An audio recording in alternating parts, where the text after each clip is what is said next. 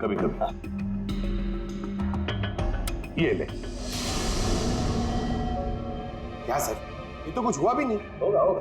अरे क्या होगा? होगा ही नहीं। अरे होगा यार, बिलीव नहीं होगा। एक मिनट। क्या इसकी तबीयत ठीक है ना?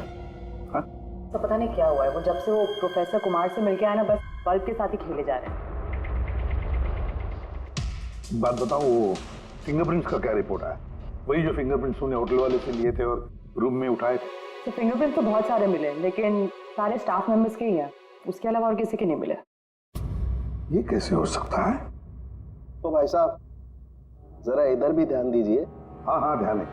हाँ।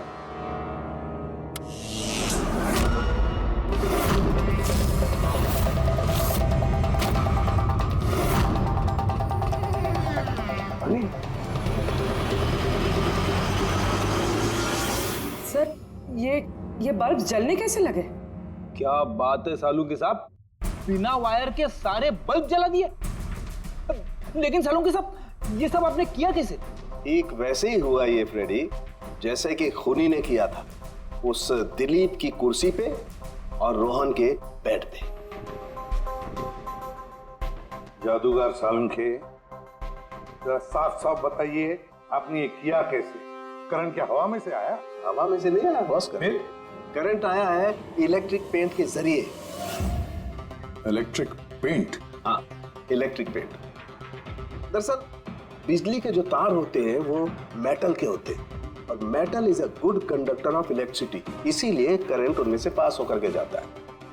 ठीक इसी तरीके से कुछ पेंट भी होते हैं जिन्हें हम इलेक्ट्रिक पेंट कहते हैं, और ये भी गुड कंडक्टर ऑफ इलेक्ट्रिसिटी होते हैं। इनमें से भी इलेक्ट्रिसिटी पास हो सकती है, और कमाल की बात यह है कि ये किसी भी कलर में मिल सकते हैं, जो आसानी से किसी भी बैकग्राउंड में मर्ज भी हो सकते हैं। ओह, इसीलिए हमें होटल रूम में और रेस्टोरेंट में कुछ दिखा नहीं सर। Exactly that. खूनी ने दरअसल होटल के कमरे का और रेस्टोरेंट के फ्लोर का दोनों का कलर इस कलर के साथ मैच किया, इसीलिए हमें दिखाई नहीं दिया। तो ये इलेक्ट्रिक करंट, आई मीन ये जो इलेक्ट्रिक पेंट है, ये आसानी से मिल जाता है? हाँ, मिल सकते हैं। दरअसल इलेक्ट्रिक सोल्डरिंग और रिपेयरिंग के काम में आते हैं, और इनकी सबसे बड़ी खासियत ये है कि ये आमतौर पर नंगी आंखों से दिखाई नहीं देते, सिर्फ इंफ्रारेड लाइट में ही ये दिखाई देते हैं। मैं दिखाता हूँ।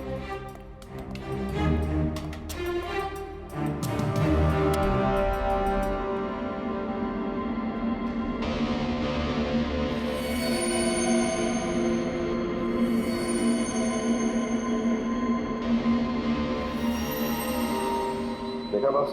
हाँ, खूनी ने भी ऐसे ही इस इलेक्ट्रिक पेंट का इस्तेमाल किया और ये सर्किट बनाया।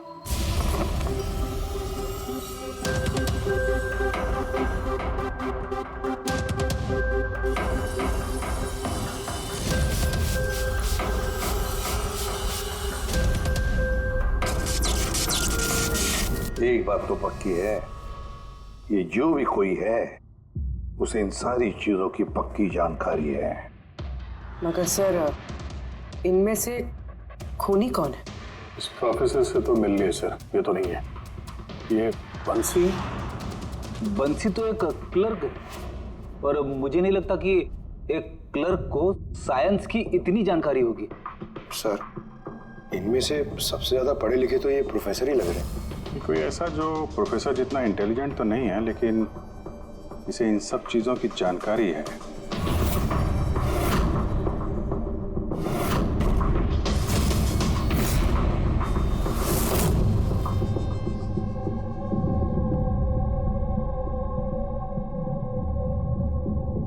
वो ये है अभिजीत, ये है वो।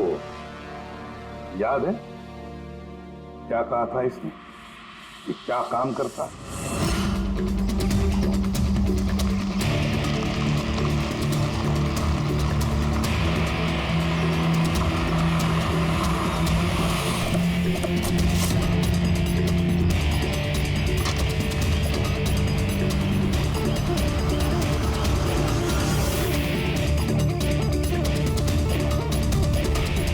चले ससुराल।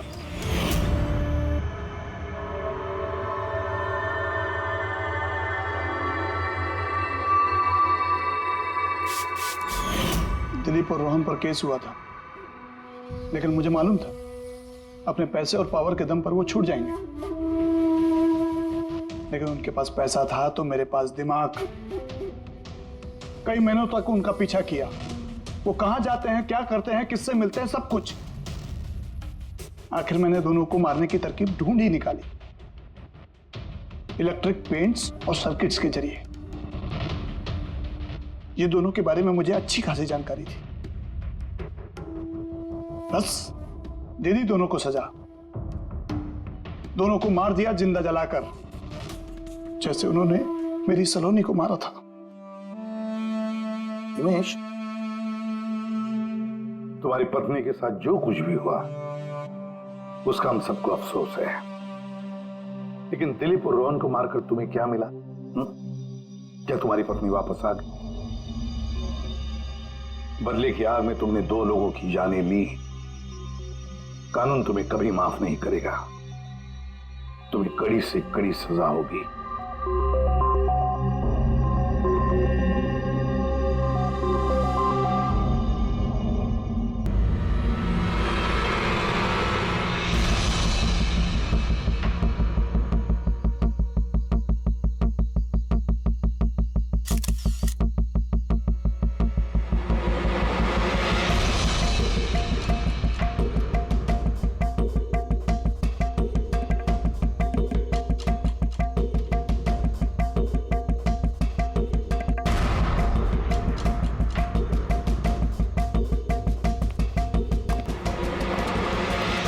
आप लोगों को कुछ मिला?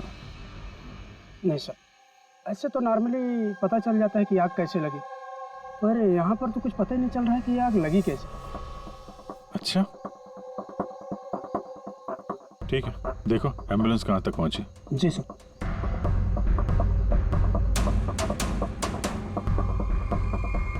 बहुत बुरी तरह से झुलस गया। कमाल है, कुछ पता ही नहीं चल रहा है कि आग कैसे लगी है।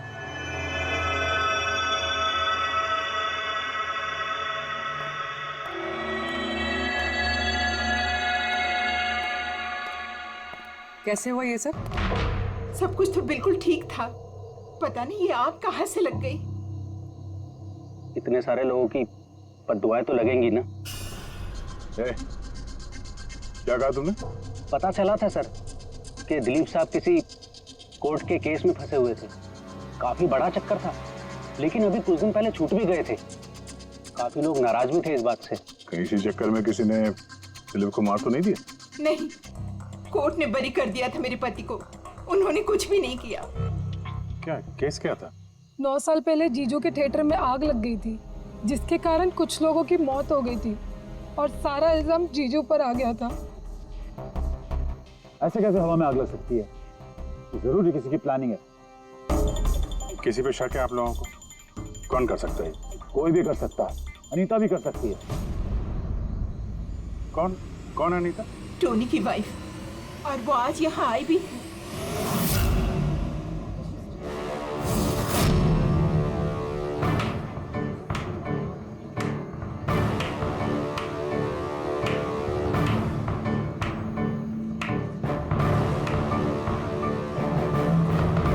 अनीता, दूसरों का घर बर्बाद करके अपने परिवार के साथ खुशियां मनाई जा रही है। वेरी गुड, वेरी गुड, वाह।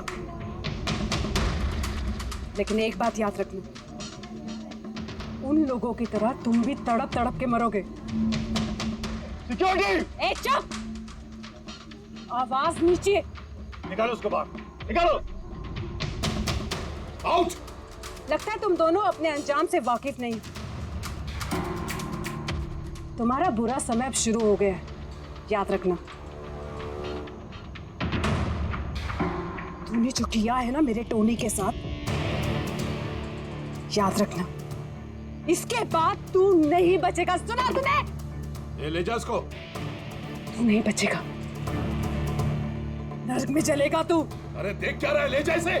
नर्क में चलेगा तू, तड़प तड़प के चलेगा, याद रखना। अरे जा।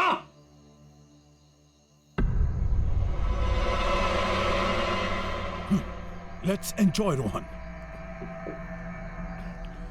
अरे भूल जाओ।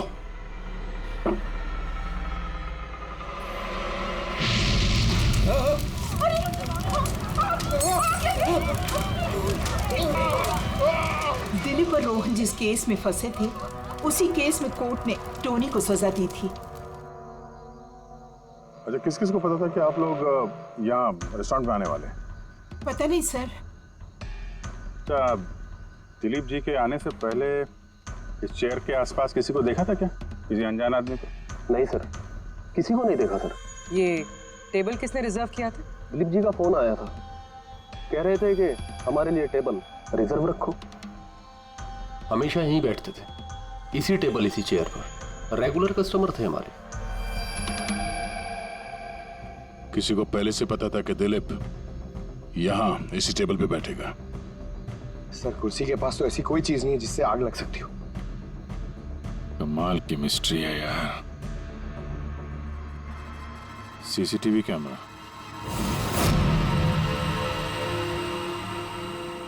इसके फुटेज से पता चलेगा क्या हुआ था यहाँ पे। ओह माय गॉड, ये सब कैसे हो गया? कौन कर सकता है सब? उसी ने जिसने दिलीप का खून किया, सबूत मिटाने के लिए। ऐसे कैसे कोई मॉनिटर रूम में घुसा है? सिक्योरिटी कहाँ है तुम्हारी? सर, इस रूम में सिक्योरिटी की जरूरत ही नहीं है, इससे पहले कभी ऐसा हुआ ही नहीं है। सर, सर मुझे नहीं लगता उसके पास टाइम होगा सीसीटीवी फुटेज डिलीट करने का। सर, उसने बस तोड़फोड़ कर दी है। अगर हम किसी एक्सपर्ट को बुलाते हैं सर, तो वो शायद हार्ड डिस्क से रिकवर कर पाए।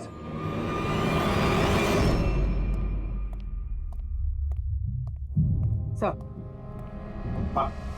सर 9 साल पहले दिलीप और रोहन का एक थिएटर था जिसमें आग लग गई थी। एग्जिट और एंट्री डोर बंद होने की वजह से इस आग में 12 लोग जल के मर गए।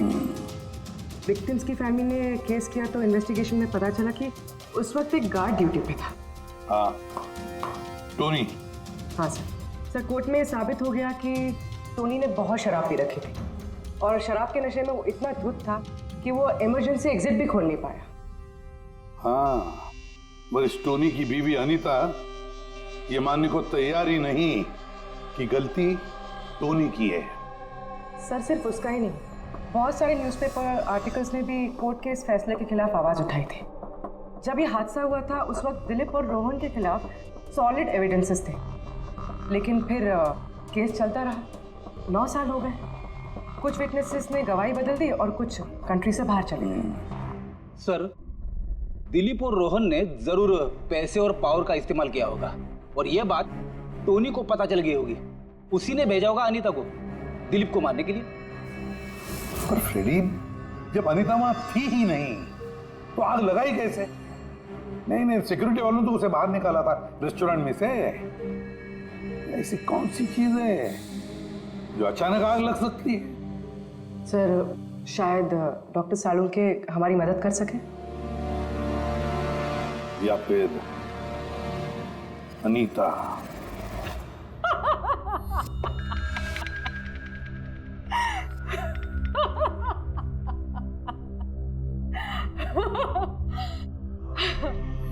किस बात पे इतना हैरान है? मेरी हंसी पे? क्या दिलीप की मौत पे? दिलीप की मौत पे तुम इतना खुश क्यों हो रही हो? अब मैं खुश नहीं होंगी तो और कौन होगा? कल रात रेस्टोरेंट से निकलने के बाद तुम कहाँ गई थी? जेल, अपने पति से मिलने। वार्डन के पास सारे रिकॉर्ड हैं, आप चाहें तो चेक कर सकते हैं। वो तो हम करेंगे, और ये भी कि आखिर तुमने वो आग लगाई कैसे? कोई काला जादू किया तुमने? दिलीप को अचानक आग कैसे लग गई? काला जादू आता तो जरूर करती, पर मैं बहुत खुश हूं। ये दिलीप भी उसी तरह तड़प तड़प के मरा है जिस तरह 9 साल पहले वो बेकसूर लोग मरे थे, जिसकी सजा मेरा पति टोनी भुगत रहा है। तुम ये कैसे कह सकती हो कि टोनी की गलती नहीं थी? तुम तो वहां थी नहीं। मैं वहां नहीं थी, लेकिन टोनी यहाँ था। उस दिन उसकी तबीयत खराब थी। उसने अपने मालिकों से रोहन और दिलीप से कहा वो जल्दी घर आ गया, आग लगने से पहले। गलती उन दोनों की थी। अरे पुराना दरवाजा ठीक ही नहीं करवाया, जिसके कारण वहां आग में वो लोग झुलस के रह गए। मेरे पति की गलती नहीं थी, उन दोनों की थी। तो बहुत गुस्सा आया होगा ना तुम्हें? दोनों को मारने का भी मन किया होगा? 12 लोग मरे हैं वहां। मुझसे कहीं ज्यादा गुस्सा उन लोगों के परिवार वालों को आया होगा, पर वो बहुत खुश होंगे अब दिलीप की मौत की खबर सुनके। बहुत खुश होंगे। वो लोग और भी खुश हो जाएंगे जब रोहन चल के मरेगा।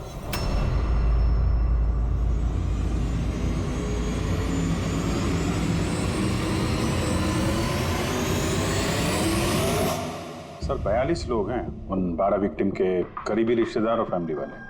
सस्पेक्ट ज्यादा और वक्त कम। सर सबसे पहले इन 42 लोगों में से उन लोगों के नाम हटा देते हैं जो कल दिलीप की मौत के वक्त शहर में नहीं थे। तो 9 साल हो गए इस बात को। शायद कितने लोग देश भी छोड़कर चले गए होंगे, और कुछ लोगों की मौत भी हो गई होगी। फिर भी पता तो लगाना ही पड़ेगा। देखो कितने लोग शहर में थे जब दिलीप की मौत हुई।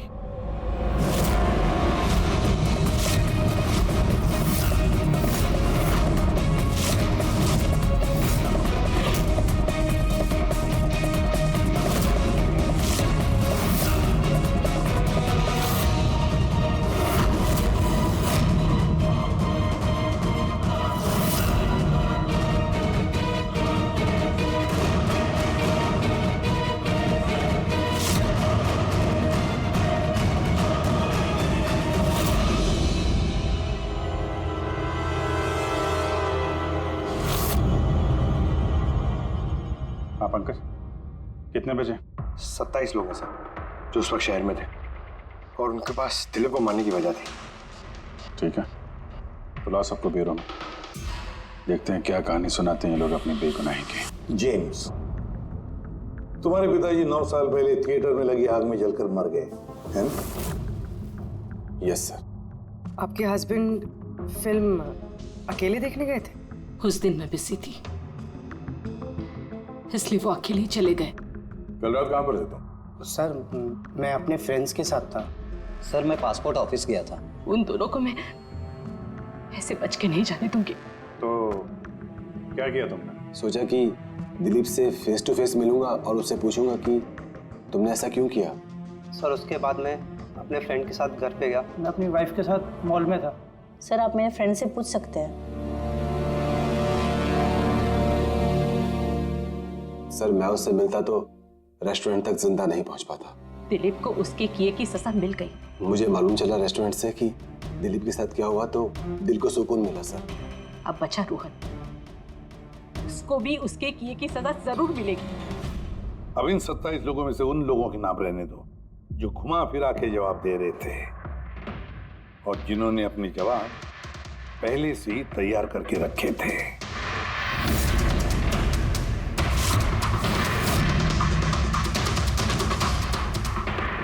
सर अब 15 बजे।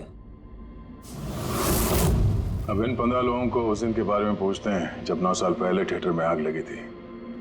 देखते हैं किसे सबसे ज्यादा गुस्सा आता है, कौन मुंह फेर लेता है। सर मेरा भाई 10वीं पास हो गया। उसने कहा पार्टी देनी है, दोस्तों को पिक्चर दिखाना है, पैसे दो। सर मैंने वो पैसे उसे दे दिए। काश वो पैसे मुझे उसे देने नहीं चाहिए थे सर। जिसने भी ये किया बहुत अच्छा किया। आज मैं खुश हूं,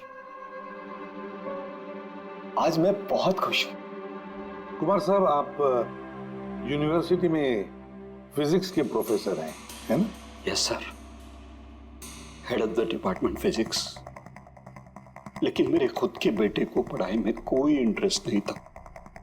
बहुत डांटता था मैं उसे, लेकिन अनिकेत के ऊपर कभी कोई फर्क नहीं पड़ा। एक नंबर का बदमाश बन गया था वो। उस दिन भी वो कॉलेज से बंक करके दोस्तों के साथ फिल्म देखने चला गया और सर और वापस घर पे कभी नहीं आया।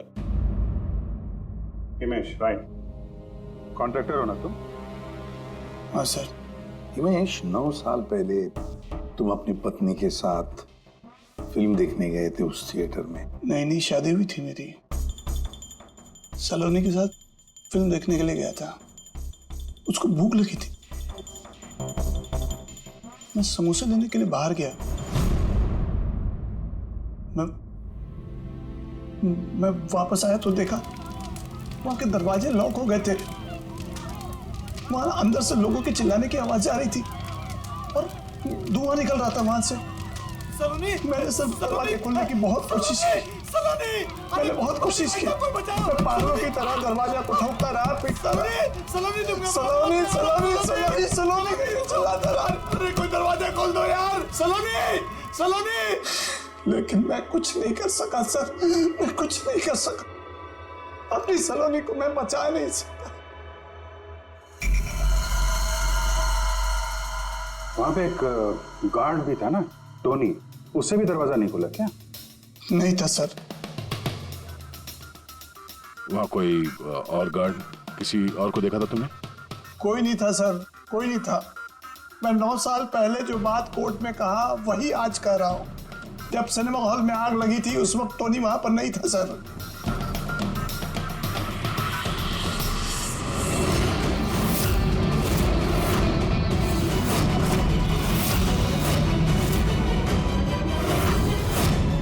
सर, ये है हमारे फाइनल 15 सस्पेक्ट जो दिलीप को मार सकते हैं।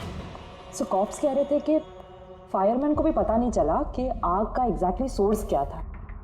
उन लोगों को तो जनरली ढूंढ कर पता चल जाता है कि वहां पर ऐसी कौन सी चीज थी जो तुरंत आग पकड़ती है, लेकिन उन्हें पता नहीं चला।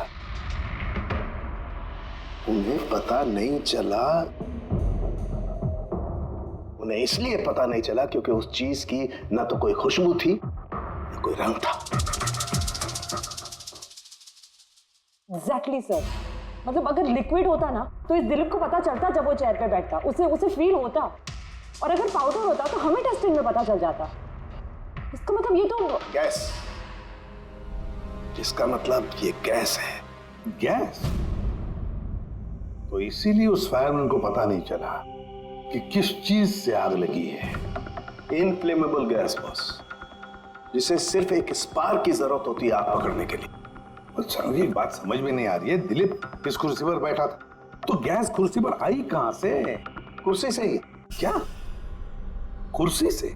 वो ऐसे बॉस, जिस चेयर पे ये दिलीप बैठा था उसके नीचे की तरफ किसी ने ज्वलनशील गैस का स्प्रे किया हुआ था। मरते वक्त दिलीप के कांटेक्ट में 2 चीजें थी। एक तो ये चेयर जिस पे वो बैठा था और एक वाइन का ग्लास जो उसने हाथ में पकड़ा हुआ था। हमने ये दोनों चीजें चेक की तो इस चेयर के ऊपर से हमें इनफ्लेमेबल गैस के कुछ ट्रेसेस मिले। बॉस, हमारे आसपास वातावरण में स्वतः ज्वलनशील पदार्थ होते हैं जो कभी कभी स्पॉन्टेनियसली जल जाते हैं, जैसे कि मार्श गैस एक नेचुरल बायोगैस है और ज्वलनशील गैस इसका मेन कंपोनेंट है। मतलब इनफ्लेमेबल गैस कभी भी हवा में ऐसे ही जल जाती है? नहीं फ्रेडी, अपने आप नहीं।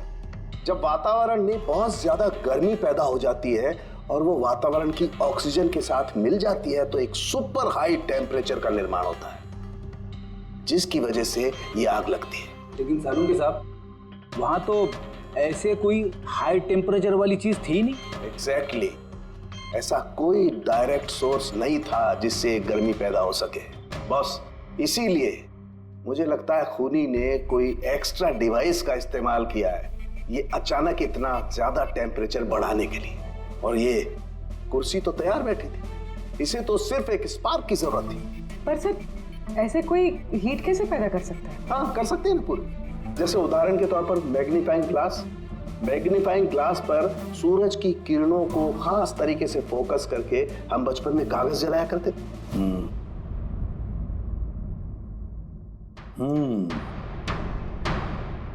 लगता है इस रेस्टोरेंट में फिर से जाना पड़ेगा। पता लगाना पड़ेगा किस चीज से आग लगी।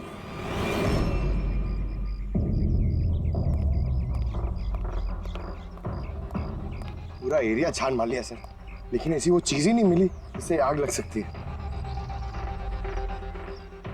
और ये ओपन रेस्टोरेंट है। जब खूनी ने दिलीप के चेयर के नीचे वो इनफ्लेमेबल गैस ब्रेक किया तो किसी ने तो देखा होगा। वही तो, चेयर में अपने आप आग लग गई और दिलीप चल के मर गया। किसी ने कुछ देखा नहीं और ना ही कोई सबूत हमारे सामने आ रहा है। सर, उस डेटा एक्सपर्ट ने सीसीटीवी फुटेज रिकवर कर ली है, आप देख सकते हैं सर। गुड, या तुम लोग यार देख लो, तब तक मैं देखता हूँ यहाँ पे कुछ मिलता है क्या। सर, दिलीप और उसकी फैमिली के आने के 15 मिनट के पहले की फुटेज है ये।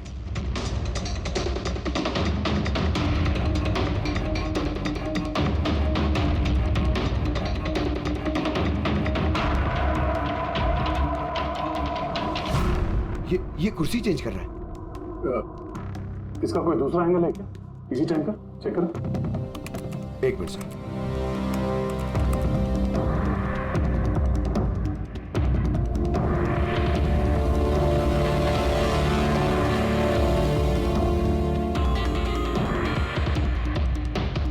ये कुर्सी के साथ क्या कर रहा है? गैस स्प्रे कर रहा है क्या?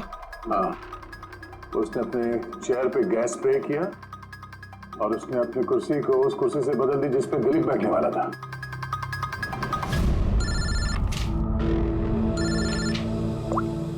आदा। अच्छा, great, good work, good work. क्या हुआ सर?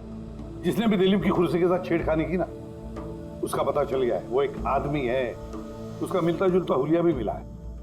अब देखते हैं, दया भेजने वाला है फोटोग्राफ।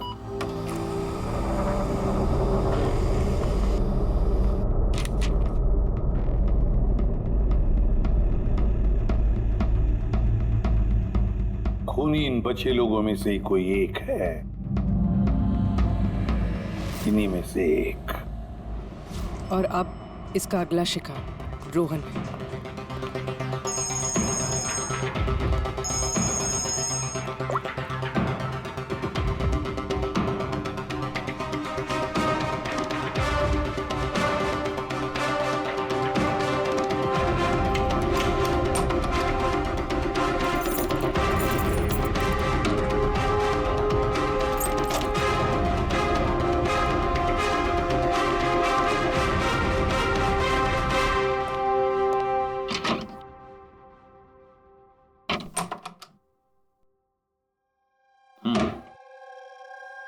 मुझे लगता है कोई मेरी और दिलीप की रिहाई से खुश नहीं है। मेरी जान को खतरा है यहाँ पर। I will talk to you later, bye. Sir, everything is okay. All right, तुम यहीं पर रहना और किसी को भी अंदर मत आने देना। Be alert, okay? Okay sir.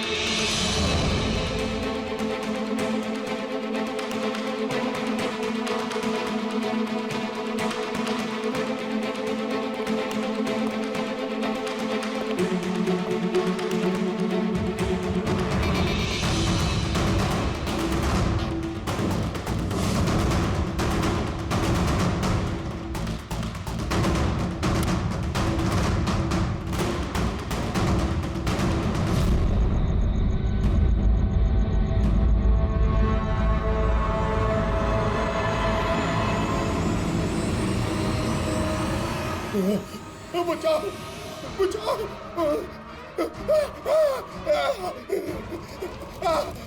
बचाओ, परे, परे।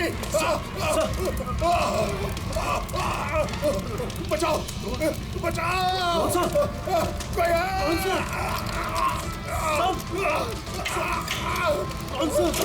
बचाओ कौन सा? कौन सा?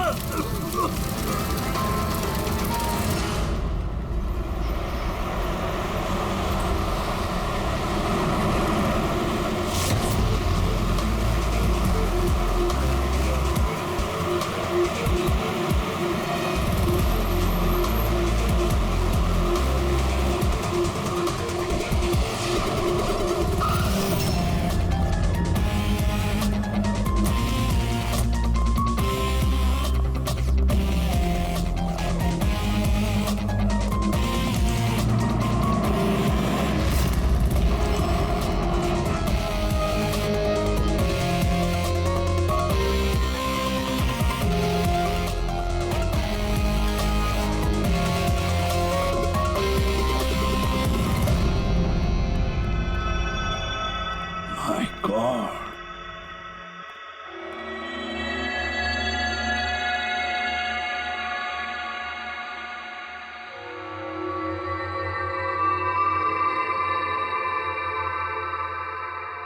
क्या हुआ यहाँ पर और कैसे?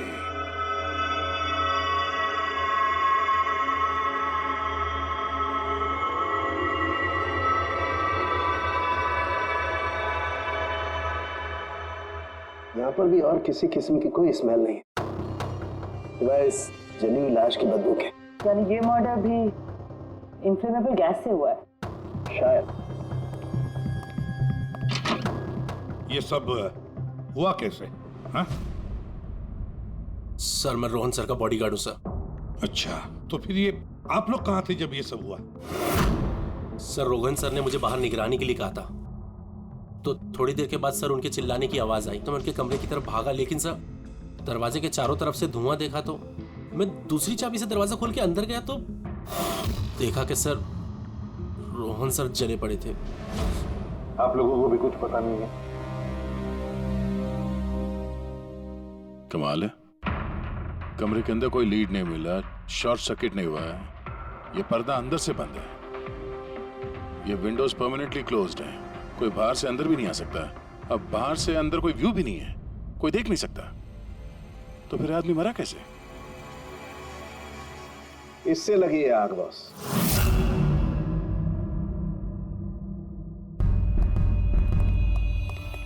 ये इस चीज से ये है क्या सर? फिलामेंट है। फिलामेंट? इलेक्ट्रिक बल्ब के अंदर का फिलामेंट। और जब इस फिलामेंट में इलेक्ट्रिक करंट पास होता है तो ये गर्म होकर के लाल हो जाता है। बॉस, टूली ने भी इसी टेक्निक का इस्तेमाल किया है उस ज्वलनशील गैस को जलाने के लिए। पर वहाँ रेस्टोरेंट में जहाँ पर दिलीप की मौत हुई थी, वहाँ पर तो हमें ऐसा कोई फिलामेंट वगैरह नहीं मिला। बॉस, इतनी छोटी सी चीज है, वो खुली जगह है, उड़ गई होगी शायद कहीं, लेकिन यहाँ तो पूरा कमरा बंद है, इसीलिए पलंग के नीचे मिल गया मुझे। लेकिन सर, फिलामेंट से करंट पास होने के लिए वायर्स का कोई ना कोई कनेक्शन तो होना चाहिए ना बेड तक। होगा, यही कहीं होगा जरूर। तब पूरा बेड चेक कर लिया हमने, कमरा चेक कर लिया, ऐसा तो यहाँ पे कुछ भी नहीं मिला सर। दया, वो दरवाजा कैसा? मैनेजर। Yes sir. वो दरवाजा कहाँ खुलता है? सर दूसरा रूम है जो इस रूम से कनेक्टेड है सर। अब वैसे ये रूम सील्ड रहता है, इसे कोई खोलता नहीं सर। खोलो दरवाजा। Yes sir. आइए सर।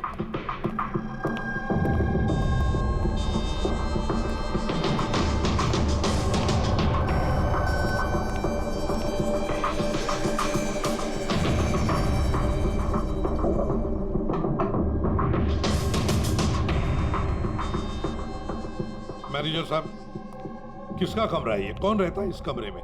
गेस्ट है कोई सर, डिटेल्स चेक करनी पड़ेगी। मंगाओ। Okay sir.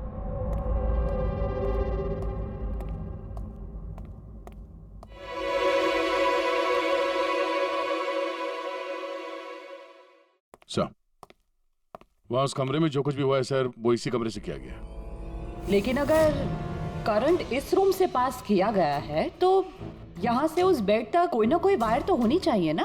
और अगर वायर अगर होती तो बॉस रोहन को दिखाई भी देनी चाहिए। हाँ, शायद उसके बॉडीगार्ड ने भी देखा हो। बुलाओ उसके बॉडीगार्ड को। आप आओ यार।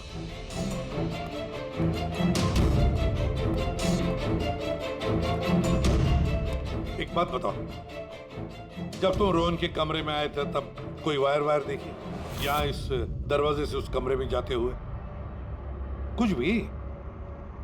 नहीं सर, रोहन सर के रूम के अंदर जाने से पहले मैंने रूम को पूरी तरह से चेक किया था सर, लेकिन वायर जैसी कोई चीज उस रूम में नहीं दिखाई दी। ठीक है, जाओ तुम।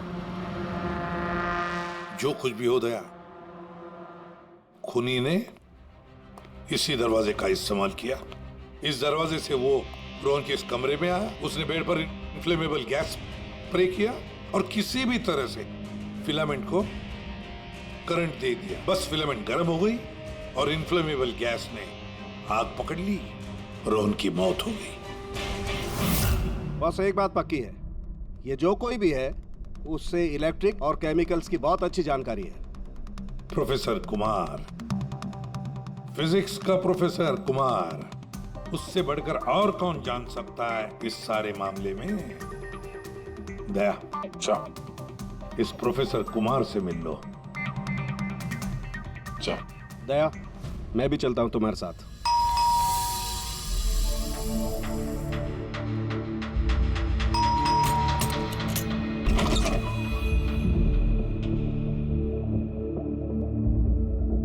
प्रोफेसर कुमार है घर पे? हाँ है, लेकिन आप लोग? सीआईडी सब ठीक तो है ना साहब? हाँ, उनसे कुछ पूछताछ करनी है। कहाँ है वो? बाहर बच्चों को पढ़ा रहे हैं, मैं बुला के लाता हूँ। कोई बात नहीं, हम देखते हैं।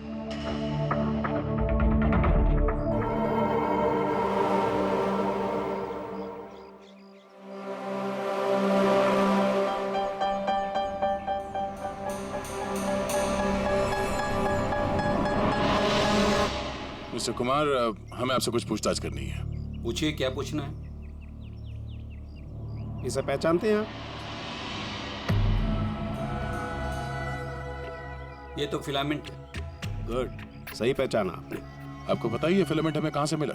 ये तो आप ही को पता होगा कहाँ से मिला आपको। रोहन के बेड के नीचे से। कल रात उसी बेड पे रोहन जल के मर गया। व्हाट? रोहन की भी डेथ हो गई? कल रात आप कहाँ पर थे? रात 9 से लेकर सुबह 3 बजे तक। आप मुझ पर शक कर रहे हैं? ये हमारे सवाल का जवाब नहीं हुआ मिस्टर कुमार। कल मैं पूरा दिन और पूरी रात घर पे ही था। कोई गवाह? जी हाँ, मेरा नौकर रामू और Vikas, please come here.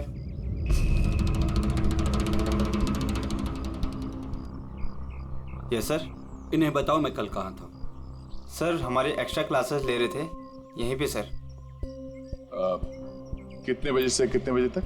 Sir शाम के 6 बजे से सुबह के 5:30 बजे तक। सर हमारे एग्जाम आने वाले हैं ना, तो हमने इस सर को रिक्वेस्ट किया था एक्स्ट्रा क्लासेस लेने के लिए। ठीक है सर, तुम जाओ बेटा। सर मेरे 5 स्टूडेंट्स और भी हैं जो कल सुबह 9 बजे से लेकर 5:30 बजे तक हमारे साथ थे। कहें तो उनको बुला लूं?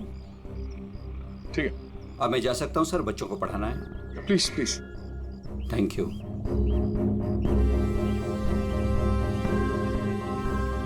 हाँ, तो बच्चों में ये कह रहा था कि बिना सोल्डरिंग वायर के भी हम मदरबोर्ड फिक्स कर सकते हैं with the help of adhesive conductor.